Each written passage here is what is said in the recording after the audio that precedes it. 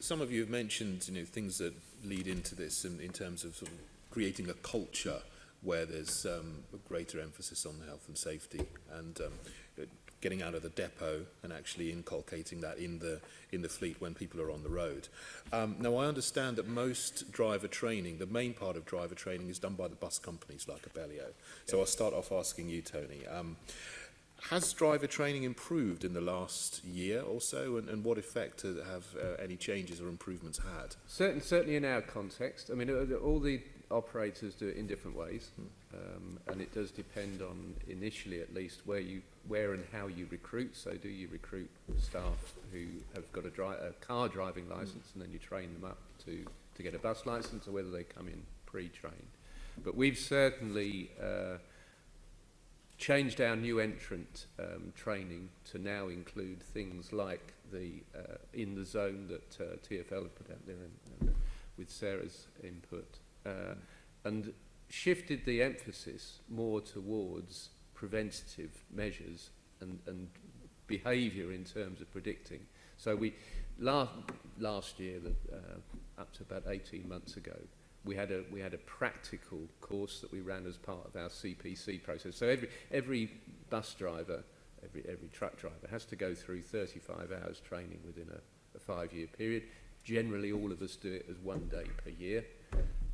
In our last cycle, we introduced a very practical preventative training program. So we had drivers who went out on the road with a trainer and with some of their colleagues to refresh their knowledge in many cases, but also put them in front of their colleagues, and their colleagues then, you get a lot of interaction, and you get some very useful help from your colleagues when you do things wrong. But that proved to be very successful.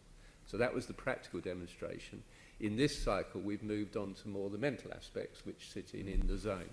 So it's constantly trying to refresh that process, as well as that once they're back in the organisation, bearing in mind this is only 1 day a year, that we do keep those messages very live. And we, as I know other operating companies, try and establish some very simple measures. So we have this thing called the 3 C's, which is keeping a 3-second gap between you and the vehicle in front. See Me is all about looking for the near side, where we get a lot of incidents with cyclists and with street furniture and pedestrians, and See More, which is the global aspect. So trying to keep those mantras very much in people's minds. And if you walk into our organisation, like many others, you'll see this stuff plastered everywhere. And that's part of the battle, but actually what we've found is that people almost become blind to it. And when I ask a driver, what do you know about the 3 C's? And they sit and look at you blankly, and then you say, but on your high visibility vest, they're on there, what are they? And so it's trying to keep it alive. And I know Chris has been doing a lot of work with us and with others about it's the sort of mental aspects of safety, and how do you get these messages over in the first instance, but how do you keep them live after people have spent 1 day and seen something? Constant challenge, but we then try and relate that back to what we find in those accident investigations. So, if there hasn't been this gap kept, the driver's refreshed. Why do you think that happened? What was the gap you kept? Why did you move off immediately? The car in front of you moved off. Those sorts of things. And just picking out actually on Wayne's incidents and this issue of blaming drivers. I know in the last week at our Battersea depot, we had around 60% of the incidents we attributed as unavoidable. So that's people hitting us or getting in our way, which is quite extraordinary. So it isn't all about blaming drivers. It's trying to find out what the root causes are and what are the real things going on behind it. Well, I could bring in Sarah. Thanks for your answer. But you're involved in the zone program. I wonder if you could give some thoughts on that as well. Has driver training improved, and what the effects are? Yeah. Well, just in case people don't know. So on the 25th of April 2007, a bus mounted the pavement in a fit of road rage in Mortlake. My mother was killed instantly, and my daughter, who was just 2 at the time, lost her leg below the knee. I couldn't help them because I was trapped under the bus myself. I banged my head against the wall, but I sort of slipped in and out of consciousness, so I remember it well. And then about 13 months after our terrible incident, I had to go to court to give evidence. It was there I became very ill, collapsing, and I do not remember anything about that afterwards. But I would like TfL to address the need of victims having to go to court after something terrible has happened to them, regardless of liability. I think this is something, I know, sorry, not quite driver training, but I would like to just make that point. And then 7 years later, due to intervention by Boris Johnson, TfL and Metro Line finally apologised, but not for 7 years. And I said at that meeting, I said, okay, well, if you're sorry, you must mean sorry must mean change. And but at that court case, I do remember listening, before I collapsed, I do remember just listening to the fact the bus driver, there was a lot of talk in the court case as to what shoes the bus driver was wearing. I have brought this up in meetings before when Isabel Dedring was at City Hall, and I don't know what's happened about that. I would like to know what sort of shoes the bus drivers wear, because there was a lot of talk about the, I can't really go into it, 'cause I can't really remember what happened, unfortunately. But footwear, surely, is vital for bus drivers. But talking of bus driver training, I made a film, I think it was in July 2014, which I think went out, is there 24,000 bus drivers in London? And this film was picked up by a company in the north of England as well. And the surgeon who's treated both Pollyanna and myself that day, and he's looked after us for 10 years, also took part in the film, because he's a surgeon at the Chelsea and Westminster, and obviously he treats a lot of people that have been hit by buses. I have not been informed, I have not been kept, TfL haven't been informing me of what's happened with that film. I don't know about the impact of the film, I don't know whether or not it's still being shown. I don't know anything that's happened with the film, but it was a shocking film because I had to talk about what happened to me that day, and I had to try and explain the lasting damage. I need to try and get TfL to understand the impact of life-changing injuries. You know, my daughter's going to hospital next week. She couldn't walk since she couldn't walk. She's an amputee. Unfortunately, she took her leg off on the 1st of September and couldn't walk until about the 1st of January. That's what I cope with. But also, in my work, while I've been working with TfL, I've learnt a lot from other people as well. And I would like to tell you about a man called George Atkinson. And I would like to tell TfL more about him. He lost his daughter about 20 years ago when she was run over by a lorry while she was standing on the pavement. He's set up something called a Learn to Live campaign in which teenagers are told about the horrors of bad driving. And it's very, very effective. And it shows films, and it has interviews with ambulance workers who rescue teenagers who've been killed. And it shows films about the horrors of having to tell a parent their child has died. It's very, very shocking, but it's very effective. And I would like to tell TfL more about it, because I think it's now been rolled out in different counties, and it's a very effective way of teaching, this is teenagers, to drive safely, but maybe you need to refresh the shock tactics to the bus drivers, not scaring them, but just refreshing them as to how important it is to be safe at all times. Gareth, could you just update David's question on in the zone training? Is this rolled out everywhere? Could you pick that up, please? Yes, it is. And can I just say that all of these sorts of interventions are really important as part of the overall approach here. And you know, we will support whatever initiatives come forward, because actually the point here is to try and develop, as Tony was saying, a constant reminder, a constant thought in drivers and other road users' heads about their own safety and about the safety of those around them. And it must be an ongoing battle that we all take on in order to keep that live. And I think you're absolutely right to highlight the causal factors, and the things what the driver's feeling and thinking, what other road users are feeling and thinking. All of these things are important, and we must all think of new creative ways to be able to keep this in the forefront of people's minds. But absolutely that in the zone training is rolled out. We're also doing other training interventions which touch on this subject and try to help as well. So we've got things that are specific, like in the zone, and CPC and other things. But there are others that are generally about the role of the driver, their attentiveness, their awareness, and how they're thinking about their customers. So the Hello London process, which all bus drivers are going through for 2 days, talks exactly about that, and actually goes very much to your point about respecting the driver.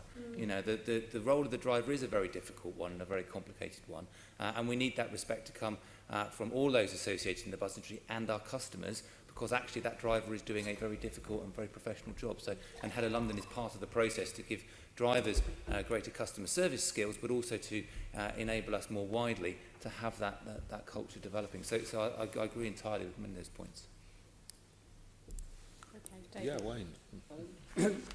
In the zone training, who is it designed for? Who is it? Because Tony said about new drivers coming into the garages and stuff, but who is it designed for? For all bus drivers. We have incorporated it into new entrant training because that's the easiest way to deliver it as we turn staff over. But it was also delivered across the whole operation to existing bus drivers as well. And I think we're targeting to complete that by the end of March this year. So by the fact that we get currently about 20% turnover, we've done an awful lot of new entrants at the same time as we're doing the retrospective, if you like. Because the reason I ask is I've asked our most senior lay representatives about it, and the vast majority haven't heard of it, and the vast majority don't appear to have done it or been involved in it. I've seen a presentation that's come through that was on the TfL website, but it didn't ring or resonate with any of them when I asked them what they knew of it or knew about it. So part of my concern around this is that when these courses are designed, is that the experts aren't involved, and the experts are the drivers. So people are designing a course or designing a training module for somebody for a job they probably don't do and don't understand, and they're not including the person who does the job on a day-in, day-out basis. If you want to get real training and real worth, then you probably need to involve the person who's going to be doing it. And I think we'd all agree that 1 day's training a year isn't going to be enough, because you'll have your training 1 day, 2 days later you're back doing it, or the day after you're back doing the job, and the pressures and the stresses of your job are going to push your training you just had out. Whatever training there is around safety and driving awareness and accident reduction, it needs to be a continual rolling process. It can't be a one-off every year, or it can't be any kind of singular event. It has to be continual. Then it becomes embedded in what you do and how you do it. Well, it seems that Abellio is offering in-the-zone training to everybody, but I wonder if I could just bring Gareth back in. Have you got any method to monitor whether, Abellio's doing it, but what about all the other bus companies? How do you monitor that they're doing it as well? So the in-the-zone training and indeed other training courses are all rolled out with all of the operators. What we want each of the operators to do is to develop for themselves their training packages, obviously, that are specific to their circumstance. What we do in order to be able to assess the effectiveness of the operator's training, is that we have this independent monitoring of driver standards, and we think that's the most effective way for us in our role to be able to provide feedback to operators to say, actually, clearly whatever you're doing and whatever tools and techniques you're using to keep this live and so on and so forth isn't working because your quality is either going up or it's going down, and we can provide that feedback. The survey process is done independently. We don't know who's going to be surveyed and where by an independent company, AA Drive Tech, and they assess exactly how the driver has performed that they experience, and that feedback goes back directly to the operator. The driver won't know they're being monitored. It's not about individual drivers. This is about trying to provide feedback to the operators as to about how their training is working and whether we're seeing improvements in that randomised survey process. That's our primary tool. We also do that, of course, for engineering quality as well, which has a factor to play here. It is possible that when asked a question, drivers won't recognise in the zone as the descriptor. We include it in a CPC module, which is a whole day, called Safety Matters. In the zone takes half of that day, and they do other things like first use checking and other safety related things. So it is possible that they've seen the training module, they've seen the video, and they've had the interaction, but without quite recognising it as in the zone. Would that not suggest that that might be a fundamental flaw? Because if a driver's going to go through something that's coming from TfL, they should understand what it is, and it's coming from TfL. It shouldn't be used and then called something another name, because what you're not going to get is consistency of understanding. surely the best thing to do for us to do as TfL, the unions and the operators is to come up with a consistent London-wide training programme that can be used, agreed and implemented so that we all know what the standard is, so we all know that what our drivers are being trained is generic, is standard, and then can guarantee that there will be a consistent level of training given to them, not just about out-of-driver bus, but out-of-driver bus when you've been doing it for 2, 3, 4 and sometimes 15, 20 years. If it's not consistent, it's always likely to be flawed. That was done for In the Zone. If I remember rightly, Tangerine, who the company who were involved in producing it, came out and trained the trainers to deliver it.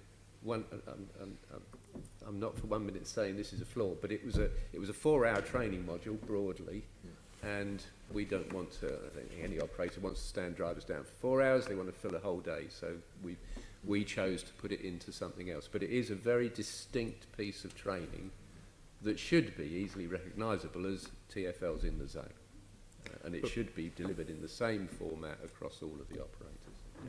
And if I may, this is an area I think, as many people have said, we need to keep going. We need to keep thinking of new ideas and new approaches. So one of the things that we're going to be trialling with the driver trainers is the Safe Urban Driving course, which has been rolled out for HGV drivers, particularly in urban areas, focusing on vulnerable road users. And we're trying to see how that might apply as another set of tools and techniques that can be applied. So it's this should be a constantly live area. This should be an area where ideas, initiatives coming from one operator, from others, are able to be synthesised, and we can keep this environment very dynamic. And I think it's a really important area that we focus together with the unions, with the operators, with the drivers themselves, with all stakeholders, because it's one that you kind of want to keep going. You always want to keep it live and fresh. Taking up Wayne's point again from Unite and the union, I mean, how much are drivers involved in designing the courses that like the Safe Urban Driving course, the In the Zone course? There's another one called Hello London, I believe, that is being rolled out a little bit. How much are drivers involved in all of those courses? So the courses themselves, I mean, it varies by the course to course. But if I take Hello London as an example, we ran sort of focus groups, got drivers' input, we've got operators' inputs, we had professional input too. That's a course that's focused very much on the customer. And then what we did for the first range of courses is had pilots with the drivers themselves and took the feedback that the drivers were giving us and made adjustments to the course as you go along. So there are various ways of getting input. We should always do more. We're always talking to about how we can do that and how we can get more. We need the right blend of independent professional advice, which comes from all sorts of types of expertise, with actually how is that going to be received? What are the things that drivers themselves are experiencing, and therefore how will they receive the training, and therefore how can we make it more effective? And we have to bring those two things together, and we're constantly looking about how we do that to make these courses as effective as they can be. With the Hello London and the Safe Urban Driving training, when is the date? Have you got a date or a target for rolling them out across the whole of the bus fleet? So Hello London is ongoing at the moment. So all the drivers today are, we have courses running 4 days a week with that. And that's a 2-year programme which will go across all drivers across London.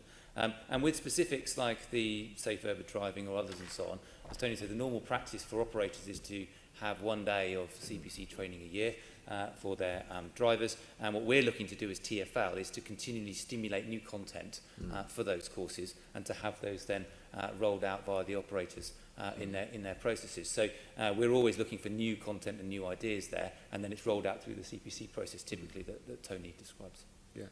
Now, one other thing that goes on to monitor drivers on an ongoing basis is the Mystery Traveller survey, which was last updated, I believe, in 2010. To TfL and to Abellio, do you think that is still fit for purpose? And if it is, also maybe you can answer how many times each year a driver will be subjected to a Mystery Traveller survey? It was actually updated last year, okay, and it's now called the Bus Customer Experience Survey. So it's more focused, okay. It's more applicable, so that we get better data to be able to go back to individual drivers and say, you got this score, and this is where you could improve. So I think the relevance of it is now far greater, far better than it was previously. And I'm really struggling to think how many surveys are done a week or a period. I'm sure Jane... 21,000 surveys a year.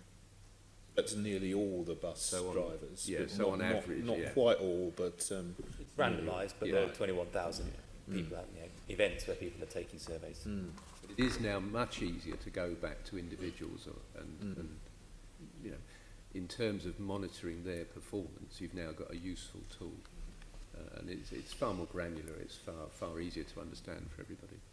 does it actually have an impact in safety in terms of reducing the number of accidents and incidents that There are, we I see think, on is it buses? 3 questions? There are specific questions that are indicators of safety, like smooth driving and the customer's perception of smooth driving, as opposed to AA Drive Tech, who do the driver quality monitoring. They're far more sort of technically based. So it's an impression rather than some sort of objective view. But yes, it is an indicator. Yeah. Yeah. I'll just finally come back to Sarah. I mean, what do you think bus companies and TfL might do in the future? We've heard about lots of things that are ongoing, but what would you like to see happen in the future, if there's anything specific? Regarding bus driver Bus training. monitoring, driver training and monitoring, and how that can impact on safety. Well, I have to admit, I'm not such an expert on the actual safety of the buses themselves, but I do very much think about, as I've said, the mindset of the bus drivers. I think it's very important that they feel they are contributing to society, they are very important. They really are fundamental to London, bus drivers. It's very important that we have a good bus service. It's vital we get the cars off the road. We want people to feel safe. We want people to feel happy on those buses. As I've said, there's other good, people that have been involved in incidents, and so the Learn to Live campaign is a very important one. I hope that TfL might look at campaigns like that, at the work that other people are doing to make, for example, lorry drivers drive safely. The road safety charity Road Peace have a lot to offer. With, you need to look at charities like them. They are experts in what they do. And I think, as well as thinking about the actual buses themselves, we know that these incidents are not always the fault of the bus drivers. And unfortunately, we can't monitor everyone out there. But I hope very much that you'll be thinking about the mindset of the bus drivers, respecting them, understanding how important their job is, make them feel important. And just for example, do they have to pay for their lunch? Do they go out and buy their own lunch?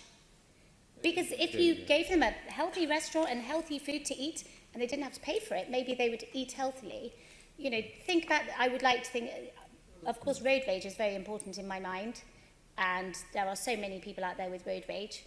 And yes, it's not really something people think about. People talk about drivers texting or drivers speeding or something, but you've got to avoid road rage and just make bus drivers feel positive about themselves. So I think that's very important to me, thinking about their well-being.